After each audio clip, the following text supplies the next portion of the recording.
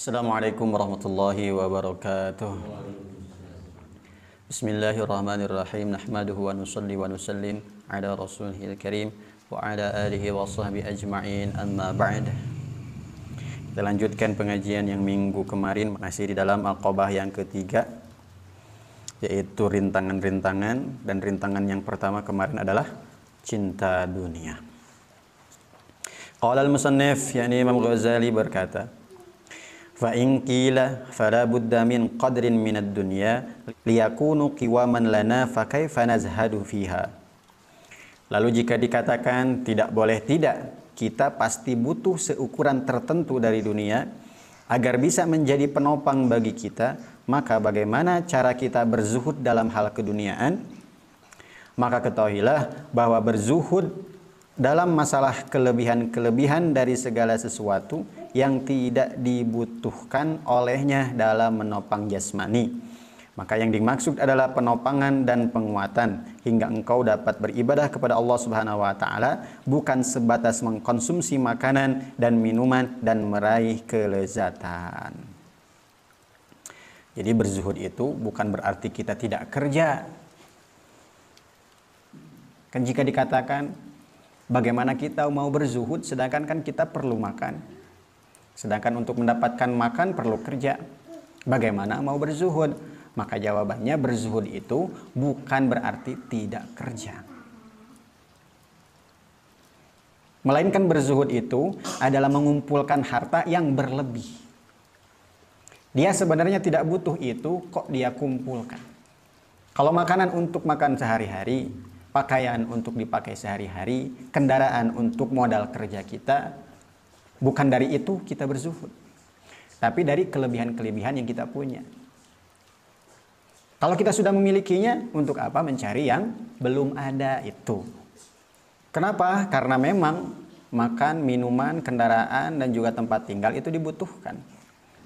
Kita kerja untuk makan kita sehari-hari, bukan untuk berfoya-foya. Makanan pun tidak sengaja untuk mencari yang lezat-lezat. Setiap hari saya pokoknya makan harus dengan sate. Nah, tidak seperti itu. Sedangkan untuk makanan biasa itu diperbolehkan. Bukan berarti orang tersebut tidak zuhud ketika seseorang masih kerja dan dia mendapatkan upah dan dia bisa membeli makanan dari hasil kerjanya.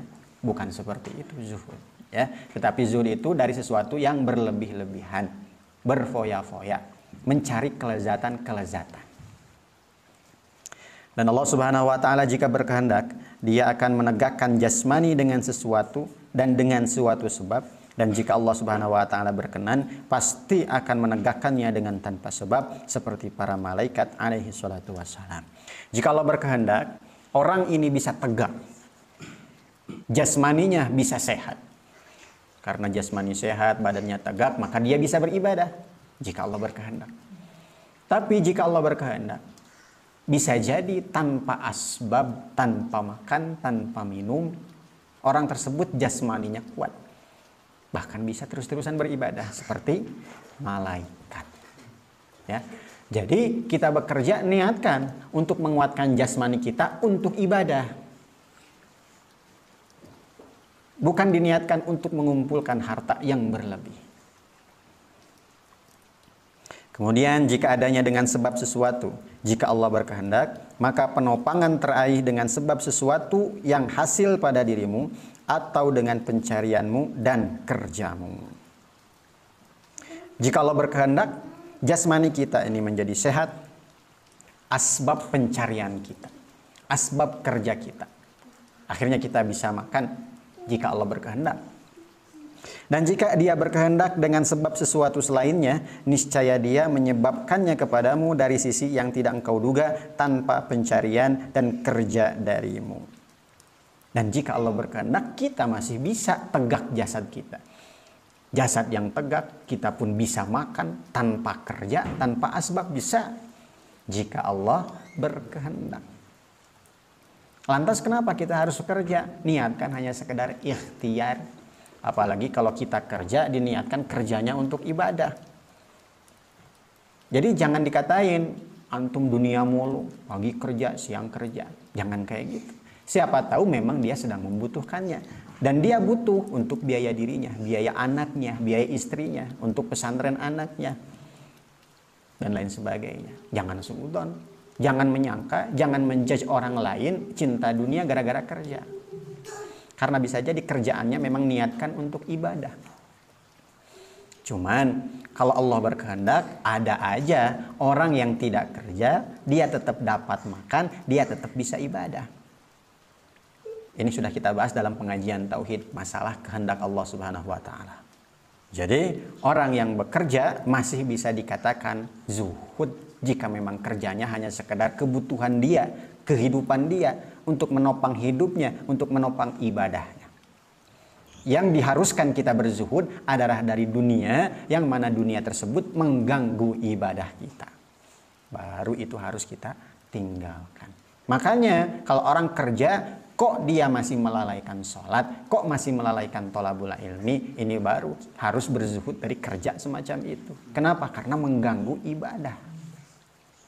Sebagaimana firman Allah Subhanahu wa taala, "Wa may yattaqillaha yaj'al lahu makhraja wa yarzuqhu min haitsu la yahtasib." Barang siapa yang bertakwa kepada Allah, niscaya dia akan mengadakan baginya jalan keluar dan memberinya rezeki dari arah yang tidak disangka-sangka. Sumber rezeki ini ada 13. Yang paling utama adalah takwa. Yang nomor 13 adalah kerja. Mudah-mudahan nanti kalau ada waktu kita bahas 13 sumber rezeki itu apa saja. Saya langsung ringkas saja. Sumber yang paling utama adalah takwa. Jadi dengan takwa kepada Allah, pasti Allah Subhanahu wa taala akan memberikan kita jalan keluar dari segala masalah kita, dan rezeki kita akan diberikan dari jalur yang tidak disangka-sangka. Masalahnya, takwa kita sudah betul-betul takwa atau tidak? Apa itu takwa? Menjalankan semua perintah Allah dan menjauhi seluruh larangannya. Sudah belum? Kalau kita sudah melakukan itu, pasti Allah beri. Makanya kembali lagi kepada akobah kedua. Mungkin rezeki kita seret, mungkin kita terasa banyak beban, itu karena dosa-dosa kita. Karena belum bertakwa. Karena kalau takwa, dia sudah menjalankan seluruh perintah Allah dan sudah menjauhi seluruh larangan Allah. Larangan Allah dilakukan hanya ketika tidak sengaja saja. Cuman nyatanya kadang-kadang kita maksiat masih dicari-cari. Ya, bagaimana mau sampai kepada derajat takwa yang bisa memberikan peluang supaya Allah memberikan rezeki dari jalan yang tidak disangka-sangka. Ada satu contoh, misalnya kita sedang butuh sesuatu untuk menopang hidup kita. Cuman ada sih kerjaan, hanya saja kerjaannya itu haram. Apakah kita tetap mengambil pekerjaan tersebut supaya kita bisa hidup? Kalau dalam syariat kan masih diperbolehkan. Kalau memang sudah darurat, kalau dia tidak kerja dia bisa mati, bisa meninggal. Tapi dia lebih memilih dengan jalur takwa. Bagaimana? Dia tahan, dia bersabar. Lebih baik tidak saya ambil pekerjaan yang haram ini daripada saya harus memakan yang haram. Itu namanya menyelesaikan masalah dengan takwa. Walaupun ada pekerjaan yang sebenarnya bisa menopang hidup dia, menyelesaikan masalah dia, hanya saja haram, dia bertakwa menjauhi itu karena itu maksiat. Nah, orang yang bersabar seperti itu, Allah Subhanahu wa taala akan memberikan jalan keluar. Itu termasuk orang yang bertakwa. Atau contoh lain, kita punya masalah, kita perlu uang yang banyak, dan uang yang banyak sedikit sekali orang yang mau bantu. Contohnya 30 juta, 40 juta, 50 juta. Teman-teman kita ada kemungkinan besar tidak akan memberikan itu pinjaman. Ada solusinya. Dia menggadaikan mobilnya, menggadaikan rumahnya, cuman dengan cara riba. Kemudian dia berpikir, kalau saya mengambil uang ini, saya masuk ke dalam riba, dosa besar. Dia tahan, dia bersabar. Itu contohnya orang menyelesaikan masalah dengan takwa. Insya Allah kesabarannya untuk tidak mengambil riba tersebut, Allah akan beri jalan keluar. Dan rezekinya Allah akan beri dari jalur yang tidak disangka-sangka. Maka jika demikian, engkau tidak butuh sama sekali kepada pencarian dan kehendak. Kalau memang kita sudah bisa takwa seperti itu, maka kita sudah tidak butuh lagi kepada ikhtiar, kepada kerja. Lalu jika engkau tidak kuat melakukan zuhud seperti itu, dan engkau masih mencarinya dan berkeinginan, maka berniatlah dalam melakukan hal itu sebagai kesiapan dan berkekuatan dalam beribadah kepada Allah Subhanahu wa taala, bukan karena dorongan hawa nafsu dan meraih kelezatan. Maksud di sini bukan berarti kalau tidak kuat melakukan yang haram ya udah nggak apa-apa melakukan yang haram, bukan. Ini dari perkara yang halal. Contohnya kita cukup dengan uang 50.000 sehari, tapi kita tetap yang dicari pasti 200.000 per hari. Jadi sebenarnya kan 150.000-nya itu kan lebih. Nah, zuhud yang diinginkan di sini adalah kita mencari dunia secukupnya saja. Kalau 50.000 cukup, udah cukup 50. Jangan ngambil 200.000. Namun kata Imam Ghazali, kalau kita tidak kuat berzuhud semacam itu, kan 150-nya memang bukan untuk hari ini Ustadz, bisa saja untuk ditabung, untuk bulan depan, untuk biaya anak, jika anak sakit, jika istri sakit, untuk bangun rumah dan lain sebagainya.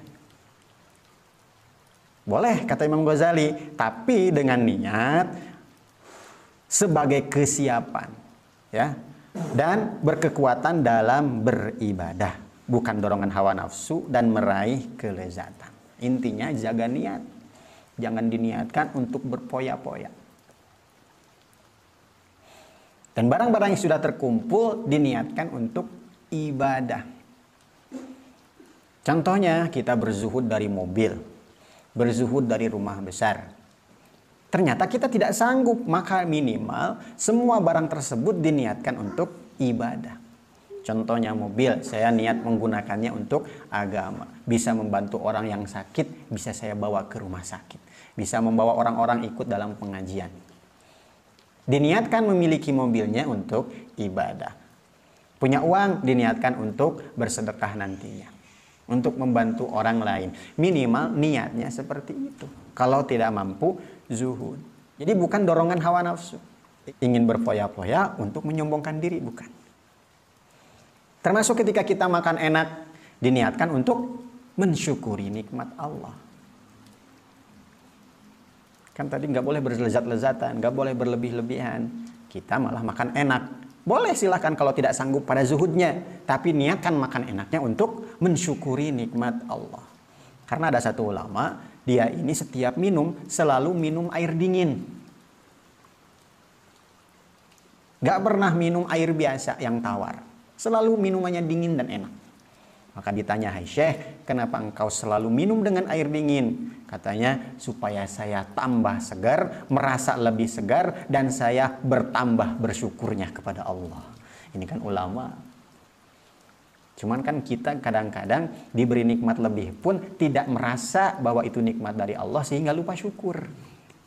Makanya apapun yang kita miliki jangan lupa diniatkan untuk mensyukuri nikmat Allah. Diniatkan juga untuk ibadah. Jadi inilah pentingnya ilmu. Kita tahu bagaimana memanage hati. Maka barang yang kita miliki gak akan menjadi beban nanti di akhirat. Kenapa?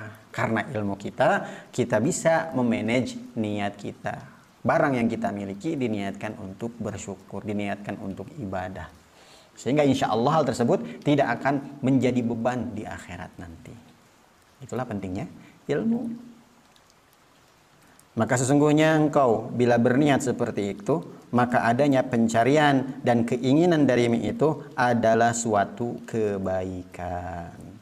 Barang-barangnya menjadi kebaikan. Makan lezatnya menjadi kebaikan. Kenapa? Diniatkan untuk bersyukur. Satu problemnya. Apa? Niat.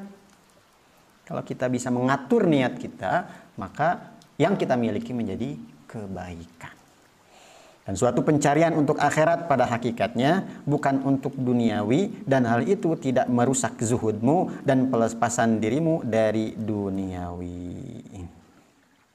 Punya barang bagus, mobil bagus, motor bagus, diniatkan untuk bersyukur, untuk agama, maka itu menjadi kebaikan, ada nilainya untuk akhirat. Dan hal tersebut tidak akan merusak zuhud kita. Zuhud yang mampu kita kerjakan, kita sedang berusaha, tapi bagaimana mungkin kita punya banyak harta, rubah niatnya, maka insya Allah hal tersebut tidak akan merusak zuhud kita. Maka ketahuilah seluruh uraian umum ini dengan cerdas, semoga Allah Subhanahu wa taala memberi pertolongan.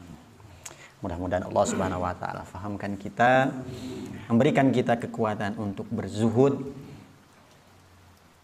Minimal-minimalnya Allah memberikan kita taufik dan hidayah sehingga bisa mensyukuri semua yang kita miliki, semua yang kita punyai, semua yang kita rasakan, semua yang kita makan, tidak melupakan bahwa semua itu adalah nikmat Allah dan kita betul-betul mensyukuri semua itu. Amin ya Allah ya Rabbal alamin. Betulnya dari Allah, yang salahnya dari kekurangan pribadi. Wallahu a'lam bishawab. Kita tutup dengan doa kifaratul majlis.